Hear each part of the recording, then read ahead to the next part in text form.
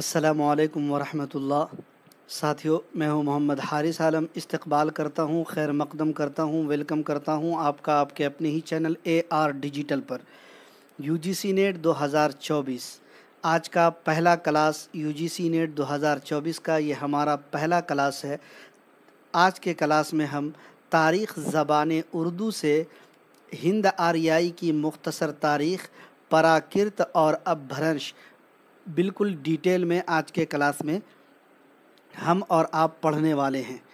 जी, ये क्लास का टाइमिंग तो आप 8 बजे देख रहे हैं, लेकिन ये क्लास साथियों कल से 7 बजे शाम में होगा। पहला क्लास है, इस वजह से ये आज 8 बजे हो रहा है, लेकिन इंशाल्लाह कल से ये 7 बजे शाम में होगा। अगर आप UGC नेट 2024 की तैयारी कर रहे हैं या करना चाह रहे हैं तो आप यहाँ से इस क्लासेस को देख सकते हैं। इसके अलावा BPSC वाले भी ये क्लास देख सकते हैं। आपको बता दूं, UGC नेट 2024 का जो सिलेबस हमने आपको बताया था, ठीक है, code number 28, subject Urdu, syllabus unit 1 तारीख़ ज़बान उर्दू। इसमें अगर आप देखेंगे तो पहला ही था हिंद आर्याई की मुख्तसर तारीख़, दूसरे नंबर पे था प्राकृत और अपभ्रंश। इस दोनों को आज के क्लास में हम और आप पढ़ने वाले हैं। इससे पहले कि हम अपने क्लास का बाज़ाब्ता आगाज़ करें, आपसे एक छोटा सा रिक्वेस्ट रहेगा कि अगर आप AR डिजिटल पर पहली बार आए हैं तो AR डिजिटल के यूट्यूब चैनल को सब्सक्राइब कर लीजिएगा, बेल आइकन घंटी वाले आइकन को भी प्रेस कर दीजिएगा ताकि लाइव क्लासेस का नोटिफिकेशन आपको मिल सके और आप लाइव क्लास में ज्वाइन हो सकें, शामिल हो सकें। जी साथियों, आज के क्लास का इस शेर के साथ आगाज़ करना चाहूँगा कि वो खुद ही तय करते हैं मंजिल आसमानों की, वो खुद ही तय करते हैं मंजिल आसमानों की, परिंदों को नहीं दी जाती तालीम उड़ानों की, रखते हैं जो हौसला आसमां छूने का। जी, रखते हैं जो हौसला आसमां छूने का, उनको नहीं परवाह कभी गिर जाने की। जी, अगर आप भी मंजिल तय करना चाह रहे हैं, ऊंची उड़ान चाह रहे हैं, जी, तो साथियों अगर आप भी UGC नेट क्वालिफाई करना चाह रहे हैं तो मेयारी तैयारी सिलेबस के मुताबिक आपको तैयारी AR डिजिटल पर कराई जाएगी। जी बिल्कुल, टॉपिक वाइज। जी, तो अगर आप तैयारी कर रहे हैं तो ज़रूर हमारे चैनल को सब्सक्राइब कर लीजिएगा। नोट्स या PDF अगर आपको चाहिए तो हमारा कॉन्टैक्ट नंबर आपके ऊपर वाली पट्टी पर स्क्रीन पर आ रहा होगा, आप वहाँ से हमसे कॉन्टैक्ट या रब्ता कर सकते हैं। आइए शुरू करते हैं और देखते हैं। सबसे पहले तारीख़ ज़बान उर्दू में हम हिंद आर्याई की मुख्तसर तारीख़ के उन्वान से जो टॉपिक शामिल निसाब है उस टॉपिक को पढ़ेंगे और देखेंगे। जी, हिंद आर्याई की मुख्तसर तारीख़। 2500 कबले मसीह से पहले हिंदुस्तान पर आर्या नस्ल के लोगों ने हमला बोला। उस वक्त हिंदुस्तान में द्राविड़ नामी नस्ल आबाद थी। आर्याओं ने उनको जुनूब की जानिब धकेल दिया। जुनूब का मतलब होता है दक्षिण, है ना, और इन्होंने वहां अपनी बस्तियां बना ली। द्राविड़ ही हिंदुस्तान के असल या असली बाशिंदे हैं, जबकि आर्याई तो वस्त एशिया की जानिब से हिंदुस्तान में आए थे। ये लोग बहुत सारे कबाइल में तकसीम हो गए, हर एक की अपनी अपनी अलग ज़बान है। उनकी ज़बानें ज़मानो मकान के एतबार से एक दूसरे से अलग अलग होती हैं। जी, ज़माने के हिसाब से, मकान यानी जगह के एतबार से, इलाके के एतबार से एक दूसरे से अलग अलग होती हैं, मुख्तलिफ होती हैं। इनकी सौती, सरफ़ी और नहवी खसूसियात की बिना पर इन्हें माहिरीन लिसानियात ने 8 ख़ानदानों में तकसीम किया है, बांटा है। हर एक की डिटेल हमने यहाँ पर दे दी है। 8 ख़ानदान कौन कौन है? तो नंबर 1 पर है सामी, हिंद चीनी, उसके बाद है मुंडा, और चौथे नंबर पे है अमरीकी, 5वें नंबर पे है मलायाई, और छठे नंबर पे है द्रावड़ी, और 7वें नंबर पे है अफ्रीका की बातू, और 8वें नंबर पे है हिंद यूरोपी। तो अगर आपको पूछा जाए कि माहिरीन सौती, सरफ़ी और नहवी खसूसियात की बिना पर माहिरीन लिसानियात ने जी ज़बान के ख़ानदानों को कितने ख़ानदान में तकसीम किया है? तो 8 ख़ानदानों में तकसीम किया है। आइए हर एक के बारे में डिटेल में देखते हैं। सामी ख़ानदान, सामी ख़ानदान में बहुत सी ज़बानें आती हैं, अरबी और इब्रानी इसी से निकली हैं। यानी अरबी ज़बान और इब्रानी ज़बान जो है ये किस ख़ानदान से निकली है? तो सामी ख़ानदान से निकली है। दूसरे नंबर पे है हिंद यूरोपी। हिंद यूरोपी ख़ानदान से उर्दू और हिंदी निकली हैं। हिंदुस्तान में आकर ये ख़ानदान यानी हिंद यूरोपी अपने इर्तिकाई दौर में हिंद ईरानी से गुज़र कर हिंद आरियाई की शक्ल इख्तियार कर लेता है। कौन ज़बान? तो हिंद यूरोपी ज़बान। देखिए एक पॉइंट यहाँ पर देखने वाली बात ये है, एक पॉइंट ये है, पूछा जाए कि उर्दू या फिर हिंदी जो है जी किस खानदान से निकली है? तो हिंद यूरोपी खानदान से निकली है। इस पॉइंट को याद रखिए। दूसरा पॉइंट ये याद रखिए कि अरबी और इब्रानी सामी खानदान से निकली है, इसको याद रखिएगा। आर्या हिंद यूरोपी जबान बोलते थे जो मशरिकी और मगरिबी दो हिस्सों में तकसीम हो गई। दरावड़ी से हिंदुस्तान की बहुत सी अहम जबानों का सिलसिला मिलता है। ये ज़बानें जुनूबी हिंदुस्तान में राइज हैं। जुनूबी हिंदुस्तान, जुनूब का मतलब अभी हमने बताया दखनी, इसमें तमिल, तेलुगु, कन्नड़ और मलयालम इसकी मशहूर शाखें हैं, है ना। अब देख लीजिए तमिल जो है ये भी पूछा जाता है, तमिल जो है किस इलाके में बोली जाती है? तो साथियों ये तमिल जो है तमिलनाडु के इलाके में बोली जाती है। तमिल कहाँ बोली जाती है? तमिलनाडु के इलाके में बोली जाती है। इसी तरीके से अगर आप देखेंगे साथियों तेलुगु, तेलुगु आंध्र प्रदेश में बोली जाती है। कन्नड़ जो है ये कर्नाटका में बोली जाती है। मलयालम जो है साथियों ये आपको केरला में बोली जाती है। तो इन जबानों के इलाके भी आपको याद रखना है। आगे बढ़ते हैं। माहिर लिसानियात ने हिंदुस्तान में हिंद आरियाई ज़बानों के इर्तिका को 3 अदवार में, दौर की जमा अदवार मतलब होता ज़माना, है ना, अदवार में तकसीम किया है। कौन कौन है 3? पहला है कदीम हिंद आरियाई, दूसरा है वस्ती हिंद आरियाई और तीसरा है जदीद हिंद आरियाई। आइए सबसे पहले कदीम हिंद आरियाई को देखते हैं। कदीम हिंद आरियाई, कदीम हिंद आरियाई, ये हिंद आरियाई का अहद कदीम 1500 कबले मसीह से 500 कबले मसीह शुमार किया जाता है। और ये पॉइंट भी आपको पूछा जाएगा, इस पॉइंट को आप नोट डाउन कीजिएगा, पॉइंट को नोट डाउन कीजिएगा। कदीम हिंद आरियाई का ज़माना कब से कब तक का है? तो 1500 कबले मसीह से 500 कबले मसीह का जो ज़माना है यह कदीम हिंद आरियाई का ज़माना शुमार किया जाता है। उस वक्त हिंद यूरोपी ज़बान हिंद ईरानी से गुजरकर खालिस हिंद आरियाई शक्ल इख्तियार कर चुकी थी। ये अहद वैदिक अहद भी कहलाता है। यानी कदीम हिंद आरियाई का जो दौर है ना, ये अहद जो है, ये ज़माना जो है वैदिक अहद भी कहलाता है। और इस अहद में क्या क्या हुआ कि इस अहद में ऋग्वेद, यजुर्वेद, अथर्ववेद, सामवेद, ये सब जो हिंदुओं की मशहूर मजहबी किताबें हैं, यानी ये चारों वेद जो है ये लिखी गई और ये चारों की चारों हिंदुओं की मशहूर मजहबी किताबें हैं।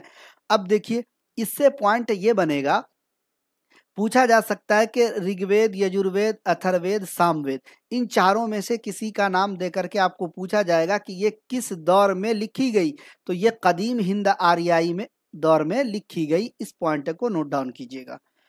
इसी अहद में संस्कृत ने खूब तरक्की की और ये ज़बान संस्कृत आलिमों की ज़बान बन गई। उसी अहद में महाभारत भी लिखी गई और महाभारत के बारे में आमतौर पर सवालात बनते हैं। मुसर्रत जहाँ, शेर फिर से एक बार प्लीज़। चलिए क्लास कर लेते हैं, उसके बाद शेर तो होगा ही। पीडीएफ पूरा दिख रहा है ठीक? थोड़ा और जूम करने की ज़रूरत है, इतना काफ़ी है या पीडीएफ को थोड़ा और जूम करूँ? चलिए थोड़ा सा जूम कर दिया हूँ ताकि आप लोगों को और भी आसानी से साफ साफ दिख सके। नोट यहाँ पर दिया हुआ है आप लोगों के लिए कि ये आरियाई ज़बान का सबसे कदीम दौर है और इस दौर का अदबी नक्श जो है ये ऋग्वेद में मिलता है। किस में मिलता है साथियों? ऋग्वेद में मिलता है। कदीम हिंद आरियाई दौर का अदबी नक्श जो है ये ऋग्वेद में मिलता है। इस पॉइंट को भी नोट डाउन करेंगे। देखिए कदीम हिंद सर क्लास डेली होगी, सारे क्लासेस आज से डेली होंगे इंशाल्लाह। 9 बजे रात में बीपीएससी का क्लास होगा, तो 9 बजे बीपीएससी के लिए ज्वाइन होइएगा। और 7 बजे का टाइम यूजीसी नेट के लिए रखा गया है और सीटीएट का भी टाइम आप लोगों को इंशाल्लाह बता दिया जाएगा। और इंशाअल्लाह कंटिन्यू क्लासेस होंगे जी। आगे बढ़ेंगे तो आप लोगों ने दो बात को यहाँ पर ध्यान क्या क्या रखना है साथियों। एक तो ये कि ज्ञानचंद जैन ने कदीम हिंद आर्याई को दो हिस्सों में तकसीम किया, क्लासिकल संस्कृत और वैदिक संस्कृत, जबकि सुदेश्वर वर्मा ने कदीम हिंद आर्याई को 5 हिस्सों में तकसीम किया और ये दोनों सवालात बनते ही बनते हैं।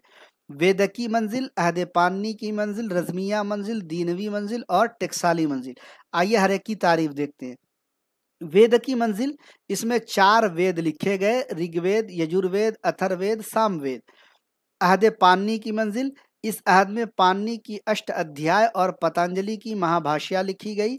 जबकि रज़मिया मंजिल में क्या हुआ, इसे अदबी मंजिल भी कहा जाता है, यानी रज़मिया मंजिल को अदबी मंजिल भी कहा जाता है और इसमें महाभारत लिखी गई, जो हिंदू मजहब की बहुत अहम और इम्पोर्टेंट किताब है। चौथे नंबर पे है दीनवी मंजिल।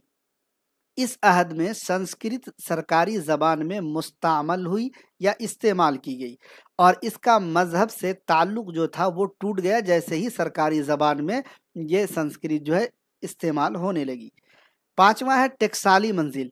इस अहद में संस्कृत उसूल कवायद की पाबंदियों की वजह से महसूर होकर रह गई। महसूर का मतलब होता कैद होकर रह गई। तो ये हमने आपको बताया कदीम हिंद आर्याई के बारे में।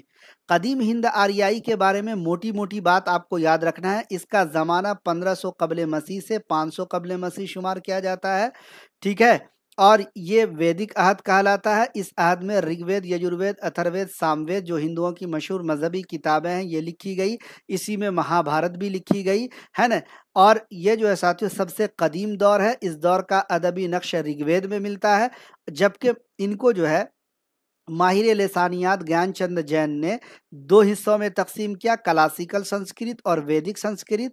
और सुदेश्वर वर्मा ने 5 हिस्सों में तकसीम किया, वेदकी, अहद पाणिनि, रज़मिया, दीनवी और टेक्साली मंजिल में। हर एक के बारे में हमने आपको यहाँ पर अलग अलग बता दिया।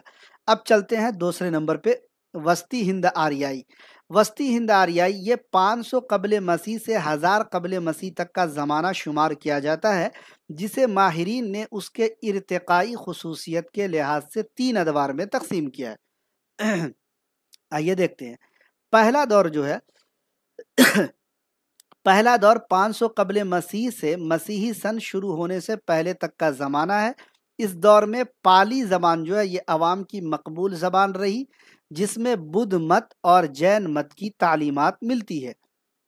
इस पॉइंट को नोट डाउन करने की ज़रूरत है। क्या है, मान लीजिए आपको पूछा जा सकता है कि बुद्ध मत, क्या पूछा जाए, बुद्ध मत और जैन मत की जो तालीमात है वो किस ज़बान में मिलती है। तो साथियों आपको बुद्ध मत और जैन मत की जो तालीमात है ये पाली ज़बान में मिलती है, ठीक है। पाली अवाम की मकबूल ज़बान रही और इसमें बुद्ध मत और जैन मत की तालीमात मिलती है। तो इस पॉइंट को नोट डाउन कर लीजिएगा। दूसरे नंबर पर देखिए, दूसरा दौर जो होता है साथियों वस्ती हिंद आर्याई का, मसीही सन के इब्तिदा से 500 तक का ज़माना शुमार किया जाता है और ये अहद प्राकृतों के आगाज़ और इर्तिका का अहद है, ठीक है। अब देखिए जदीद हिंद आर्याई दौर के बाद प्राकृत पर जो है बहस की जाएगी। चूंकि यहाँ पर आ गया ना कि ये अहद प्राकृतों के आगाज़ और इर्तिका का अहद है, तो हम प्राकृतों का जो आगाज़ और इर्तिका का अहद है इसकी बहस बाद में करेंगे।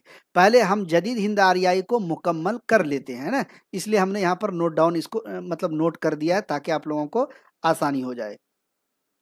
अब देखिए जदीद हिंद आर्याई ये तीसरा दौर है। जदीद हिंद आर्याई दौर, इसका ज़माना 1000 ईस्वी से लेकर के ताहाल मुकर्रर किया गया है ना। मुख्तलिफ अपभ्रंशों से मुख्तलिफ जदीद हिंद आर्याई ज़बानों का उभार शुरू हुआ, जिनकी दर्जाबंदी कुछ इस तरीके से की गई है। शोर सैनी अपभ्रंश, इससे खड़ी बोली, राजस्थानी, गुजराती, मशरकी पंजाबी ज़बानें निकली हैं। नीचे हम डिटेल में समझाएंगे अभी आपको। दूसरे नंबर पे है मगधी अपभ्रंश, ये बंगाल में गोड़ा और ढकई कहलाई, जिससे आसामी और बंगाली ज़बानें निकली। उड़ीसा में ये उत्कल कहलाई, जिससे उड़िया ज़बान निकली। तीसरे नंबर पे है अरध मगधी अपभ्रंश, इससे अवधी, भोजपुरी, छत्तीसगढ़ी ज़बानें निकली। उसके बाद चौथे नंबर पे महाराष्ट्री अपभ्रंश, इससे मराठी जबान निकली है। नीचे हम इन्हीं चीजों को डिटेल में समझाएंगे अभी। पराचड और कैकई अपभ्रंश, पराजट से सिंधी और कैकई से लहिंदा जबान निकली है। उर्दू की असल शोर सैनी अपभ्रंश है, जो शोर सैनी प्राकृत से पैदा हुई। इसका हुदूद मध्य प्रदेश है, जहां संस्कृत परवान चढ़ी। शुमाली हिंद में 11वीं और 12वीं सदी के दौरान उभरने वाली जबान को हम पेशे उर्दू कह सकते हैं, जिसका ढांचा अरहट की बुनियादों पर कायम है, जो कि अपभ्रंश के दौर की आखिरी यादगार है, जिसे हम कदीम हिंदी कह सकते हैं, जो ब्रिज, खड़ी बोली, हरियाणी बोली के इलाके में बोली जाती थी। लेकिन इन बोलियों का वजूद उस वक्त तक अमल में नहीं आया था। अब देखिए, यहाँ से हम उन्हीं चीज़ों को थोड़ा डिटेल में हमने यहाँ पर आपके लिए समझाने की कोशिश की है। देखिए, शुमाली मगरिबी हिंदुस्तान की जो ज़बान है लेहिंदा और सिंधी, जिसके बारे में ऊपर हमने बताया, अब हर एक को डिटेल में बता रहे हैं। लेहिंदा जो है ये मगरिबी पंजाब की ज़बान है। सिंधी ये सूबे सिंध की ज़बान है। हिंदुस्तान में इसका रस्मुल ख़त देवनागिरी है। किसका? सिंधी ज़बान का जो रस्मुल ख़त है वो क्या है साथियों? देवनागिरी है। और ये सवालात कभी कभी पूछ लिया जाता है कि सिंधी ज़बान का रस्मुल ख़त क्या है। तो देखिए, हिंदुस्तान में इसका रस्मुल ख़त देवनागिरी है, जबकि सिंधी का पाकिस्तान में अरबी इसका रस्मुल ख़त है। यानी लिखते जो है वो रस्मुल ख़त क्या है?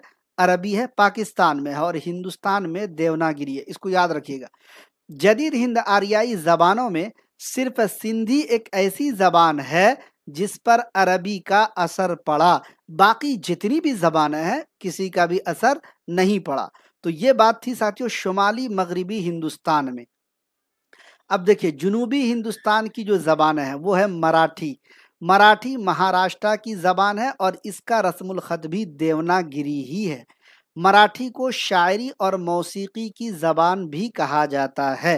देखिए, हमने सिर्फ और सिर्फ उसी पॉइंट को यहाँ पर रखा है ताकि आपको एक तो याद करने में आसानी हो, दूसरा ये कि एग्जाम में जो पॉइंट्स पूछे जाते हैं उसी पॉइंट्स को हमने रखा है। एक बार फिर से आप सबको बता दूं, बीपीएससी का क्लास 9 बजे से होगा। अगर आप लोग फ्री रहते हैं तो ज़रूर जुड़िएगा। हो सकता है कि आज थोड़ा लेट हो, 9:15 को शुरू हो, लेकिन कल से 9 बजे शुरू होगा। और यूजीसी का जो नेट का जो क्लास है वो 7 बजे शाम में शुरू होगा कल से। ठीक है, मराठी में हुरूफ इल्लत कसरत से पाए जाते हैं, इस पॉइंट को भी याद रखिएगा। अब बढ़ते हैं मशरिकी हिंदुस्तान की जो ज़बान है, आसामी, बंगाली, बिहारी, उड़िया। सबसे पहले आसामी। आसामी आसाम की ज़बान है, या फिर यूं कहें कि असम की ज़बान है। बंगाली बंगाल और बांग्लादेश की ज़बान है, जानते हैं। उड़िया ये उड़ीसा की ज़बान है और इसको उत्कली भी कहा जाता है। कभी कभी अगर आप देखेंगे इसको उड़िया भी कहा जाता है। उसके बाद चौथे नंबर पे बिहारी। ये बिहार में बोली जाने वाली ज़बान है और बिहार की जैसे बोलियां हैं कुछ, मगही, मैथिली और भोजपुरी, ये तीनों ज़बान बिहार में बोली जाती है। कभी कभी सवाल ये बनता है कि मगही जो है किस इलाके की ज़बान है। मैथिली तो चलिए बहुत मशहूर है, तो आप जान जाएंगे कि हाँ चलो बिहार की है। लेकिन मगही एक ऐसी ज़बान है जो कम मशहूर है, लेकिन याद रखिएगा कि बिहार में बोली जाती है। भोजपुरी तो मशहूर है बिहार में। ठीक है, आगे बढ़ेंगे। उसके बाद मशरिकी हिंदी। मशरिकी हिंदी मगरिबी हिंदी के पूरब वाले इलाके में बोली जाती है। जाहिर सी बात है, मशरिकी हिंदी है तो पूरब वाले इलाके में बोली जाएगी। मशरिकी हिंदी की अहम बोलियां अवधी, बघेली, छत्तीसगढ़ी, ये सब ज़बानें मशरिकी हिंदी की बोलियां हैं। अब देखिए, मध्य प्रदेश की कुछ ज़बान मगरिबी हिंदी है। मध्य प्रदेश की ज़बान ही को मगरिबी हिंदी भी कहा जाता है। देखिए, अभी तो हमारा हम और आप जिस हिंदुस्तान में हैं, अब जो है हर एक मतलब हिंदुस्तान का जो इलाका है वो स्टेट वाइज या फिर यूं कहें कि सूबा के हिसाब से बटा हुआ है। मध्य प्रदेश, राजस्थान, यूपी, हरियाणा, है ना, पंजाब, बिहार, इस तरीके से बंगाल, उड़ीसा, आसाम, इस तरीके से बटा हुआ है। लेकिन उस वक्त जो है ये पूर्वी, पश्चिमी, उत्तरी, दक्षिणी इस तरीके से बांटा हुआ था। और हम लोग जो पढ़ रहे हैं उर्दू ज़बान की तारीख, ये उसी वक्त की तारीख है और इसको माहिरीन लिसानियात ने इसी तरीके से लिखा है। इसलिए हो सकता है कि थोड़ा आपको समझने में परेशानी हो, लेकिन ध्यान से सुनिएगा तो इंशाल्लाह आसानी से समझ जाइएगा।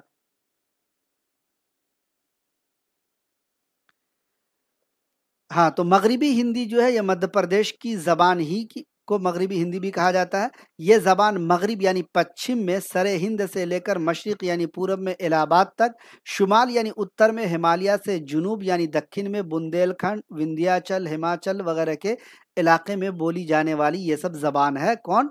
मगरिबी हिंदी।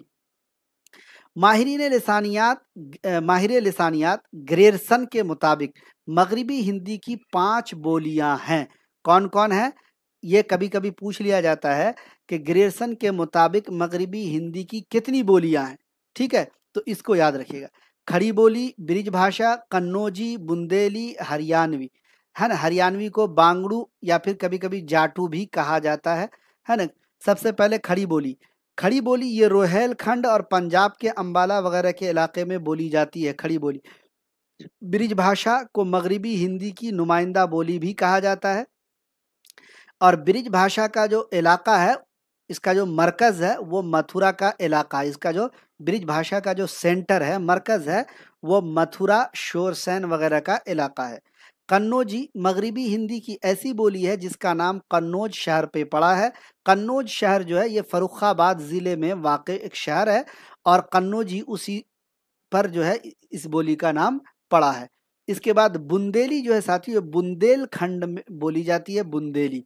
हरियाणवी दिल्ली के उत्तर के इलाके जैसे हिसार, करनाल, है ना, रोहतक वगैरह में बोली जाती है, हरियाणा के इलाके में। ठीक है, अब देखिए कुछ पहाड़ी बोलियां हैं।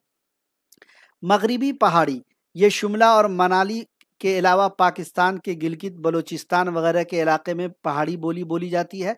वस्ती पहाड़ी में कमायूनी और गढ़वाली, मशरकी पहाड़ी में गोरखा, परबतिया, नेपाली वगैरह ये सब नेपाल में बोली जाती हैं। ये सब ज़बानें पहाड़ी बोलियाँ।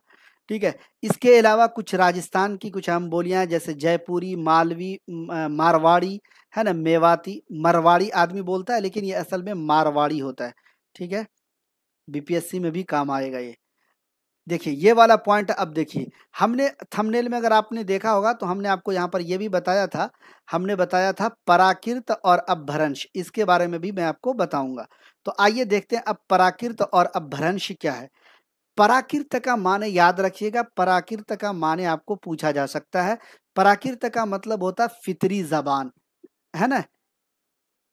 मसूद हुसैन खां के मुताबिक पहली पराकृत सिर्फ उस जबान को कहेंगे जिसका अदबी रूप पाली है। पाली को कदीम मगधी भी कहा जाता है। पाली बुद्ध मजहब की जबान है, ऊपर भी बता चुका हूँ। हिंद आरियाई लिसानियात के माहिरीन ने अदबी पराकृतों यानी दूसरी पराकृत की दर्ज झेल 5 किस्में बयान की हैं। आइए देखते हैं कौन कौन 5 किस्में बयान की गई हैं पराकृत की। सबसे पहले महाराष्ट्री पराकृत, ये जुनूब की पराकृत है, मराठी इसी से निकली है। शोरसैनी पराकृत, इसका मरकज शोरसैन यानी मथुरा का इलाका है। हमने सिर्फ पराकृत के माने को समझाने के लिए इसको यहाँ पर लिखा है ताकि जब मैं पीडीएफ आपको दे दूं तो आप इसको आसानी से पढ़ सकें, समझ सकें। मगधी प्राकृत ये पूरे मशरिकी हिंदुस्तानियों की बोली थी और इसका मरकज मगध यानी जुनूबी बिहार था। उसके बाद अरद मगधी, इसके लफ्जी माने आधा मगधी आधी मगधी के हैं। इसका मकाम अवध और मशरिकी उत्तर प्रदेश था। इसके बाद पशाजी जो है यह कश्मीर और पंजाब के इलाके की प्राकृत थी। तो अब प्राकृत के बाद हम पढ़ेंगे अपभ्रंश। अपभ्रंश क्या है साथियों? वस्ती हिंद आर्याई का जो तीसरा दौर हमने आपको बताया था कि प्राकृत के बाद हम शुरू करेंगे, ये वस्त हिंद आर्याई का तीसरा दौर 500 ईस्वी से 1000 ईस्वी पर मोहित है। ये दौर अपभ्रंश का दौर कहलाता है। एक बार हम लेके चलते हैं आपको वस्ती हिंद आर्याई की तरफ ताकि आप आसानी से बात को समझ सकें, क्योंकि पिछली बार कुछ साथी समझ नहीं पाए थे और वो बोल रहे थे सर आप ये जो लिखे हैं ये गलत है। तो इसलिए मैं सोच रहा हूँ कि आज आपको समझा दूं ताकि आइंदा आपको ये परेशानी न हो। जैसे देखिए, हमने ये कहा था कि वस्त हिंद आर्याई जो है इसे इर्तिकाई लिहाज से 3 दौर में तकसीम किया गया। पहला दौर 500 कबल मसीह से मसीही सन शुरू होने तक है। दूसरा दौर मसीही सन के इब्तिदा से 500 तक का ज़माना शुमार किया जाता है। ये दूसरा दौर था वस्ती हिंद आर्याई का, ठीक है। अब हम यहाँ से तीसरा दौर शुरू कर रहे हैं, यही चीज़ मैं बताना चाह रहा था आपको।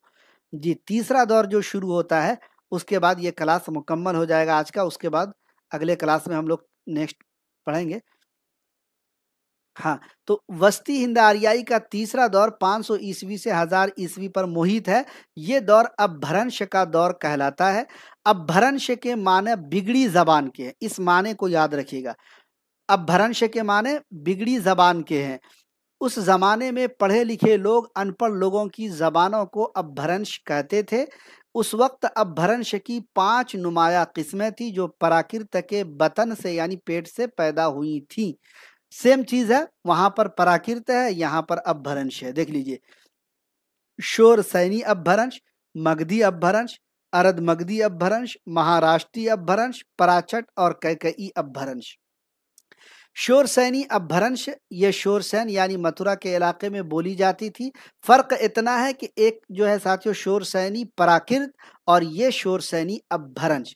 तो प्राकृत का मतलब होता फितरी जबान, अपभ्रंश का मतलब बिगड़ी जबान। तो सिर्फ इन दो अल्फाज के माने अगर आप याद रख लेंगे तो आपको याद हो जाएगा। शोरसैनी, शोरसैन यानी मथुरा का इलाका इसका मरकज था। मगधी अपभ्रंश ये कई इलाकों में बोली जाती थी, बंगाल में पराचय में गोड़ और ढकई कहलाई इस, और उसी से बंगाली आसामी जबान निकली। उड़ीसा में इसका नाम उत्कल पड़ा और उसी से उड़िया जबान निकली। सेम बातें हैं। तीसरे नंबर पे अरद मगधी अपभ्रंश, बिहार से यूपी इलाहाबाद तक का इलाका है। इसमें मशरिकी हिंदी की तमाम बोलियां जो ऊपर मैंने जिक्र किया जिसका, सारी की सारी बोलियां इसमें अरद मगधी अपभ्रंश में शामिल हैं। चौथे नंबर पे महाराष्ट्रीय अपभ्रंश, ये महाराष्ट्र वगैरह के इलाके में बोली जाती है। मराठी इसी से निकली है जैसा कि ऊपर बता दिया था। उसके बाद है पराचट और कैकई अपभ्रंश। पराचट से सिंधी जबान जबकि कैकई से लहिंदा जबान निकली है। ये पॉइंट ऊपर भी गुजरा है, लेकिन हमने एक अपभ्रंश और प्राकृत को समझाने के लिए दोनों पॉइंट्स यहाँ पर ऐड किए ताकि आपको आसानी से बातें समझ में आ जाए। जी, थोड़ा सा मुश्किल लगा होगा ये समझने के लिए, लेकिन अगर एक दो बार ध्यान से अगर आप सुनेंगे इस क्लास को तो आसानी से आपको सारी चीजें समझ में आ गई होंगी। तो दोस्तों ये था यूजीसी नेट उर्दू का आज का पहला क्लास। उम्मीद के आपको बेहद पसंद आया होगा। पसंद आए तो एक बार वीडियो को लाइक और शेयर कर दीजिएगा। अगर अभी तक आपने AR डिजिटल के यूट्यूब चैनल को सब्सक्राइब नहीं किया है तो कर लीजिएगा। बेल आइकन घंटी वाले आइकन को भी प्रेस कर दीजिएगा ताकि लाइव क्लासेस का नोटिफिकेशन आपको मिल सके और आप लाइव क्लास में ज्वाइन हो सके।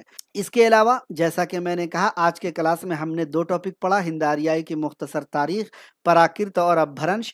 कल के क्लास में हम पढ़ेंगे खड़ी बोली के औसाफ और उर्दू की इब्तिदा के बारे में मुख्तलिफ नज़रियात। इसमें होगा मोहम्मद हुसैन आज़ाद, महमूद शीरानी, नसीरुद्दीन हाशमी, मसूद हुसैन खान, सैयद सुलेमान नदवी, शौकत सब्जवारी। इन तमाम लोगों के उर्दू के इब्तिदा के बारे में जो नज़रियात हैं उसको हम पढ़ेंगे और यही सब नज़रियात आपको यूजीसी नेट के अलावा BPSC के एग्ज़ाम में भी काम आएंगे। ठीक है, तो कल के क्लास में ज़रूर जुड़िएगा। फिर से बता देता हूँ, यूजीसी नेट का जो कल का क्लास होगा वो 7 बजे शाम में होगा, 7 PM को होगा। जबकि BPSC का जो क्लास होगा साथियों वो 9 PM को होगा। बाकी CT8 वाले जो साथी हैं उनका क्लास मैं इंशाल्लाह आप सबको बता दूंगा। चलिए, तो आज के क्लास में इतना ही था। कैसा लगा आज का क्लास? अपनी राय का इजहार कमेंट बॉक्स में ज़रूर कीजिएगा। नोट्स या PDF चाहिए तो आप हमसे रब्ता कर सकते हैं। हमारा कॉन्टैक्ट नंबर आपके स्क्रीन पर ऊपर वाली पट्टी पर आ रहा होगा। जी, चलिए जल्द मिलेंगे किसी और क्लास के साथ। तब तक के लिए अपना ख्याल रखिए, तैयारी इसी तरीके से जारी और सारी रखिए। आज के क्लास का इख्तिताम उसी शेर के साथ करूँगा कि वो खुद ही तय करते हैं मंजिल आसमानों की, वो खुद ही तय करते हैं मंजिल आसमानों की, परिंदों को नहीं दी जाती तालीम उड़ानों की, रखते हैं जो हौसला आसमां छूने का, रखते हैं जो हौसला आसमां छूने का, उनको नहीं परवाह कभी गिर जाने की,